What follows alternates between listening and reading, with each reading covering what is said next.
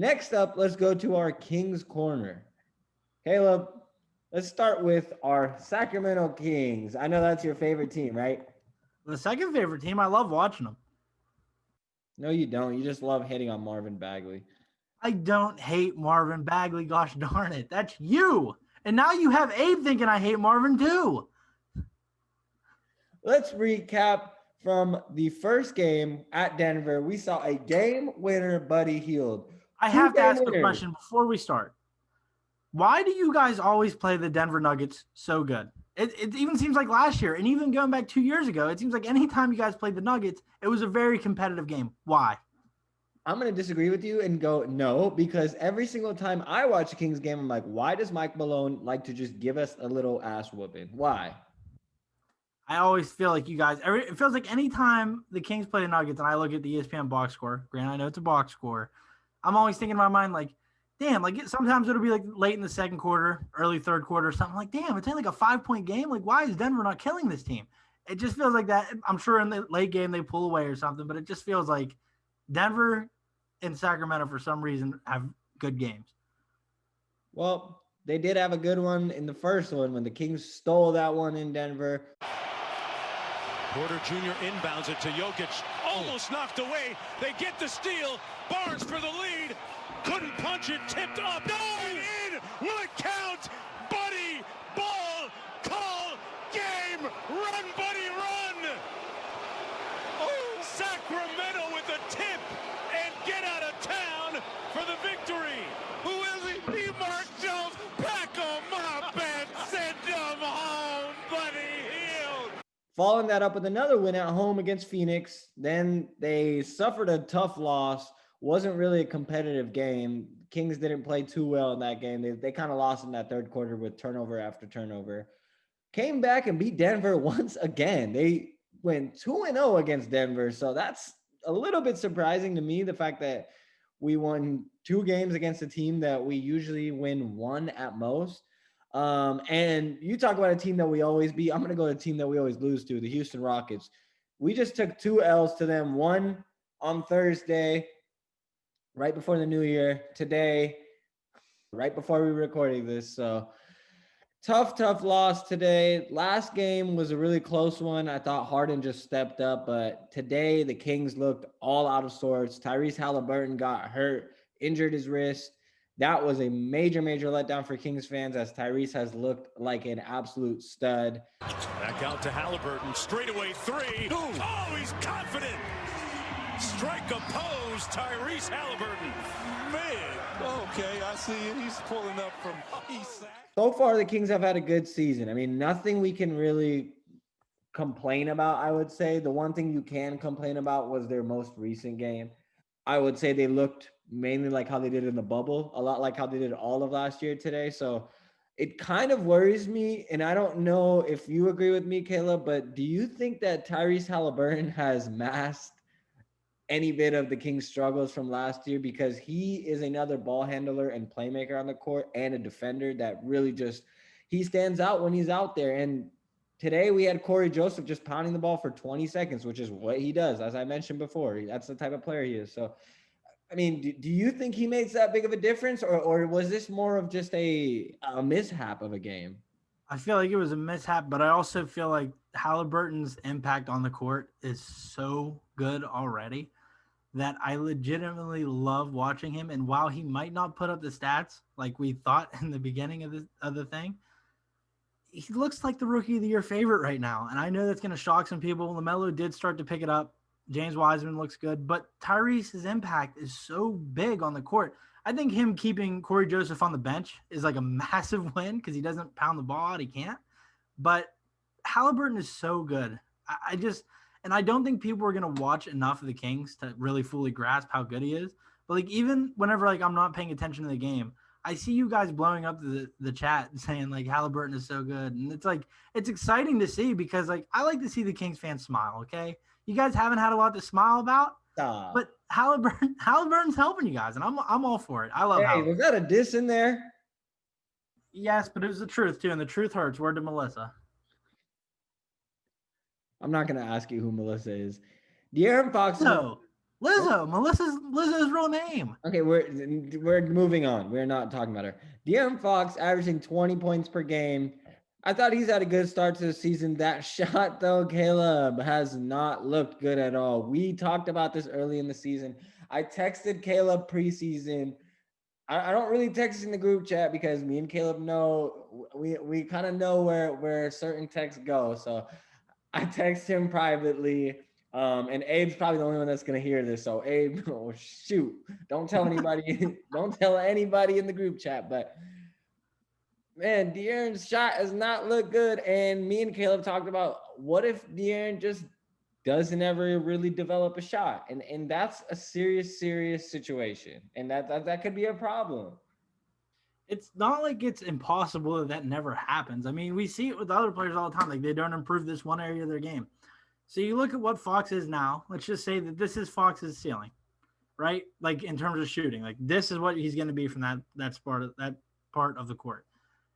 Are you okay with that? Like, are you happy with what he is now outside of that? Now he could improve playmaking, rebounding, defense, all that stuff, scoring even.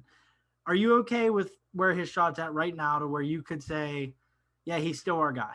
You know what I mean? Like, yep, he's still our guy. He's still what we're going to move forward with. I think you can. I think the hope is you really hope he can improve the jump shot. But if this is where his jumper is, I think you can live with it and surround him with other pieces. Like, I don't think it's something where like, oh my gosh, he's not doing this. We have to move him out of here. You know what I mean? I completely agree. And that's why I wanted to bring it up is I don't think a lot of it is just relying on his shot and being able to make that jump shot. Because like you said, if he can hit a consistent, even 33+% every year from the three, that's good. And that's his slightly under league average. League average is like 35.7. So you'd live with that. And his free throws looked a lot better from the preseason. I will say De'Aaron's looked good. When there's times to take over games, and last year and previous years he hasn't, he has absolutely done it this year. And that's exciting. That's big. That's big. He's averaging 3.2 turnovers a game now, which is expected when you have the ball in your hands more and you are being the guy now. But I'm happy to see it. When he got that max contract, we talked about it. Now he's going to have the pressure. And he's so far, I will say De'Aaron Fox has lived up to the pressure. Another guy, Buddy Hield, he's done well. I think Buddy has really figured it out, whether that's he wants out or that's just he's motivated to win and be the star of the team. Maybe he wants to be the star shooting guard of the team. Maybe he doesn't want to be replaced by Tyrese, but I think he's motivated. That's another thing that Tyrese does. If that's the case and it made Buddy improve, that's another great aspect of it. Plus, I think your best three on the court. This is, again, I'm not like an avid Kings watcher, but I think that when you guys are at your best, it's when Fox, Halliburton, and Buddy are out there together. I feel like that three is a very good fit together. I just think that it works. It works really well together. I think Tyrese was like, I just can't stop gushing about how good of a pick that was. I'm sorry. Well, it was an absolute awesome pick, and that's why I'm excited for the fact that the Kings have a bright future with him and De'Aaron, to say the least. Now, I want to get to somebody else. I think before I get to him, we'll talk about Harrison. Harrison has had a good year, and I'm a tough critic when it comes to Harrison Barnes. I do not like Harrison Barnes, but my good friend Abe always brings up a good point that there's not many small forwards in this league, and Harrison is one of those guys that really can get himself open. And my girlfriend brought up a good point today. I think Harrison Barnes is one of the best cutters in the league. If you watch his game, bro, he knows exactly when to cut, knows right time, right place.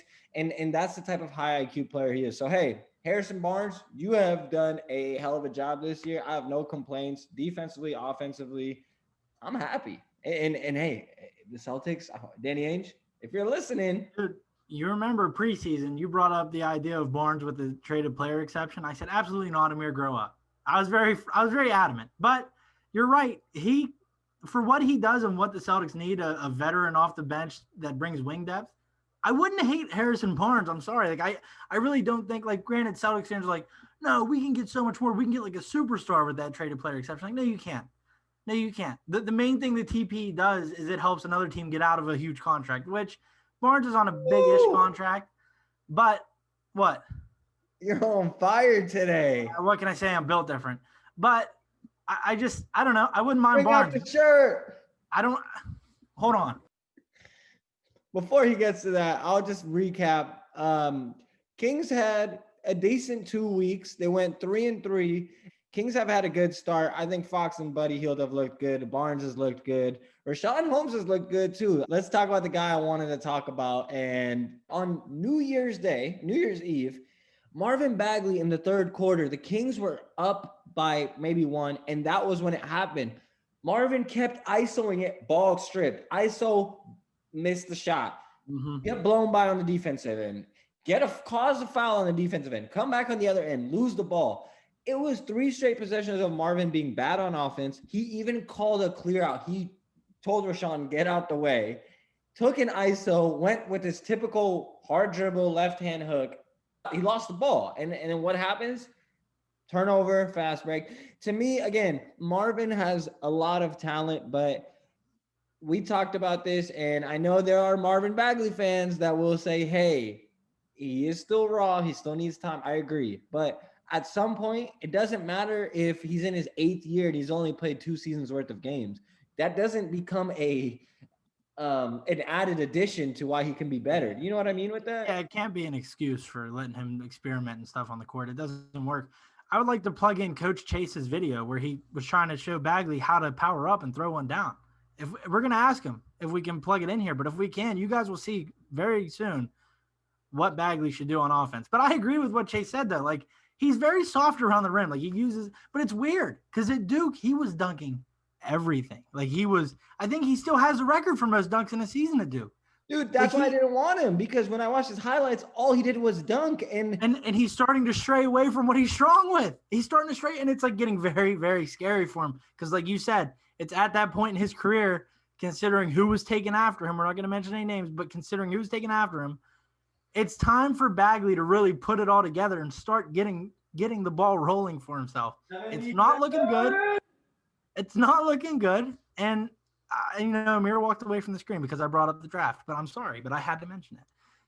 I think that it's at that point now where it's like Bagley got to start figuring something out. He got to figure out a role.